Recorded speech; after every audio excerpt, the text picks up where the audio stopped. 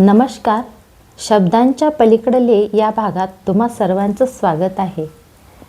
सावित्रीबाई फुले यांचा इतिहास आपण बघितला तर खरोखर आपलं रक्त सळसळतं. कारण त्यांनी त्या काळामध्ये जे स्त्रियांच्या शिक्षणासाठी कष्ट घेतलेले आहेत हे पाहून खरोखर अंगावर रोमांच उभा राहतो आणि त्यांच्या कर्तृत्वाला सलामी द्यावीशी वाटते.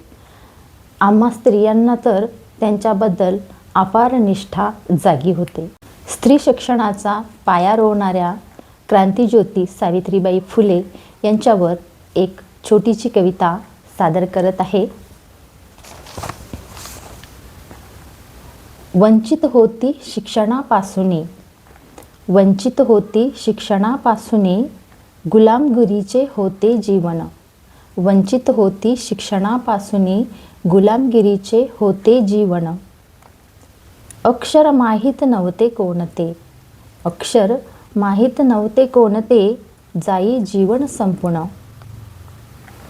सावित्री नावाचा सूर्य उगवला, सावित्री नावाचा सूर्य उगवला, स्त्री शिक्षणाचा पाया रोवला, स्त्री शिक्षणाचा पाया रोवला. शेण शिव्यांचा खाऊन मारा, शेण शिव्यांचा खाऊन मारा, अन्यायाला विरोध केला. सावित्रीबाई फुले यांनी शेण शिव्यांचा खाऊन मारा, अन्यायाला विरोध केला. स्त्री शिकुणी साक्षर झाली, स्त्री शिकुणी साक्षर झाली, अन्यायाला वाचा फोडली, अन्यायाला वाचा फोडली. स्वाभिमानी झाली नारी, स्वाभिमानी झाली नारी, सावित्री तुझ्याच कर्तृत्वाने, सावित्री तुझ्याच कर्तृत्वाने.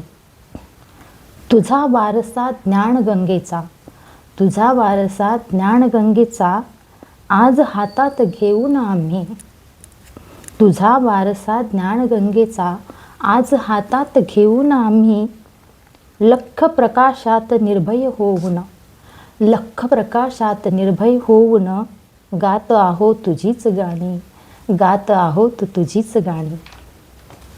कविता कशी वाटली नक्की सांगाल, कमेंट कराल आणि कविता आवडल्यास सबस्क्राईब करा. भेटूया पुढच्या भागात. नमस्कार.